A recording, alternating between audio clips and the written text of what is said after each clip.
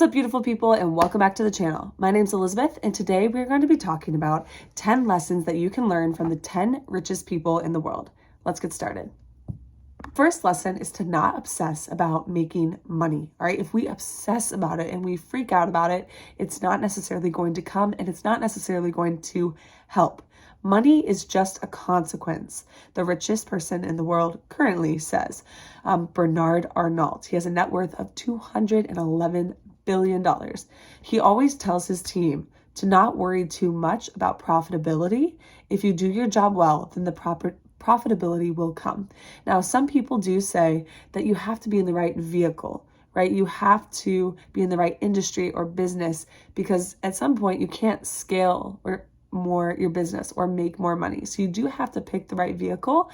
But at the end of the day, serving your customers, providing value and helping other people will result in profits and money, right? If we focus on just the money part, you're missing what will get you to making money, right? We want to focus on the customer. We want to focus on service. We want to focus on solving problems that these people are facing. We want to focus on being generous and helping, all right? If you do that, you're going to solve the problems. You're going to provide a good service, a great and excellent, a superior service that's going to help a lot of people.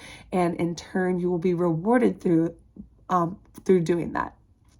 Another one is to buy stock in companies you believe in. So yes, buy low-cost index funds. We talk about that a lot. A lot of financial experts talk about that, and it's a great way to guarantee your success in money and that you will have a specific average return, like 10% over time. But invest in some companies that you believe in, that you care about, and it could be a risk, but there is a big upside. So it's totally up to you. Like, these are the wealthiest people in the world. So we do have to take it with some grain of salt as well, knowing, all right, well, I'm not quite at that level yet. But these are some of the tips that they've used to get there. So it is important to listen to them. All right, so number 3, hold on to your money. Jeff Bezos actually says that if you're an individual considering purchasing a big screen TV, you might want to wait and hold on to your money and see what transpires. So the same is true with a new automobile, refrigerator, or whatever else. Just remove some risk from the equation. So maybe you don't need the newest thing, right?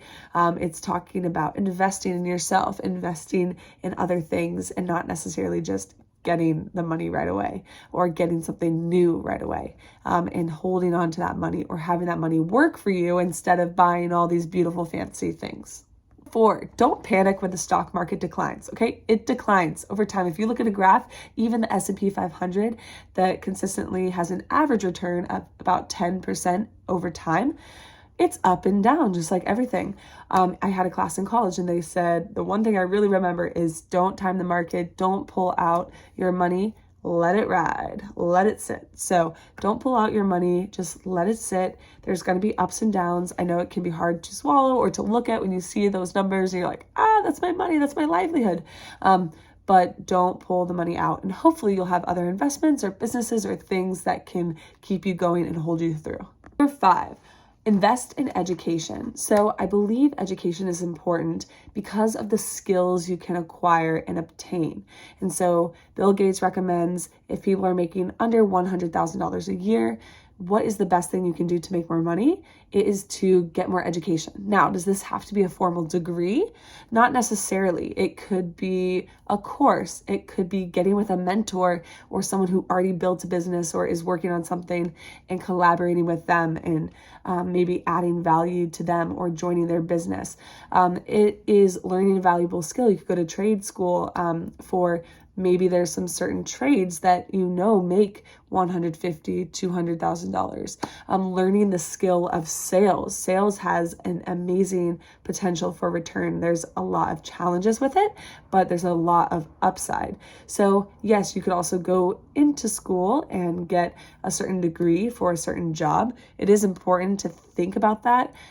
It used to be more common in the past where you could have any degree and then you could still get a good job, but it is a little bit more challenging these days. So really being specific and researching what type of income potential a job has, and then getting the skills and the education required to obtain that job.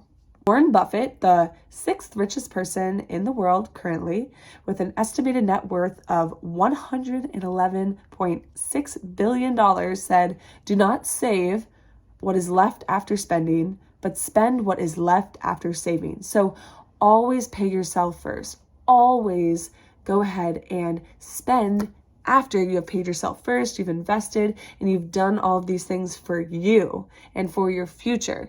Then if you have some money left over, go ahead and spend it. I always say too, when you're making a budget, you can have some fun money or some money for Target or some money for travel or something that you're interested in, right? But you always need to pay yourself first. If you want to be wealthy, if you want to be financially peaceful and free, pay yourself first. Do not save after you spend after you save.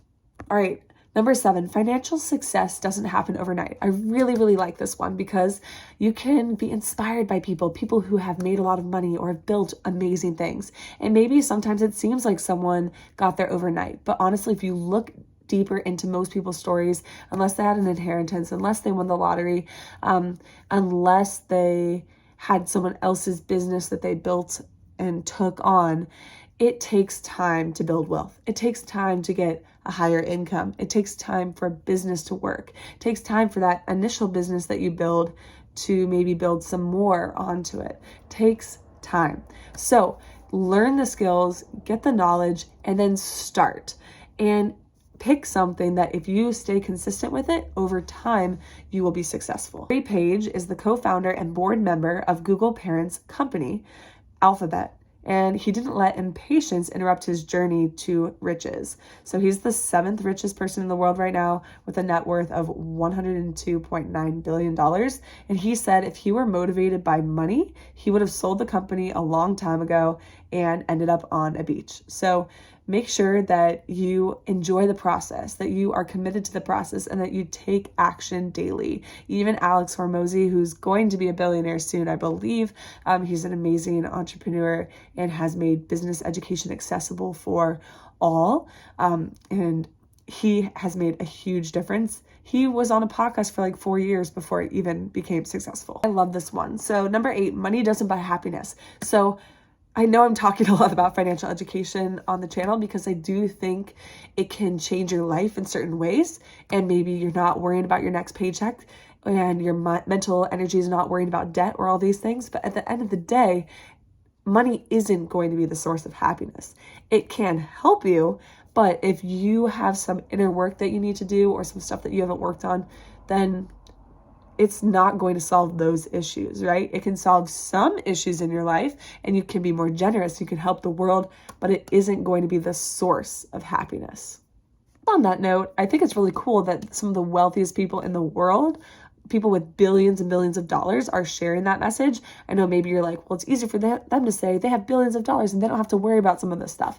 And so, yes, I do think they want you to build wealth, but I think it's just about knowing that even if you have all this money, you're still going to have other issues.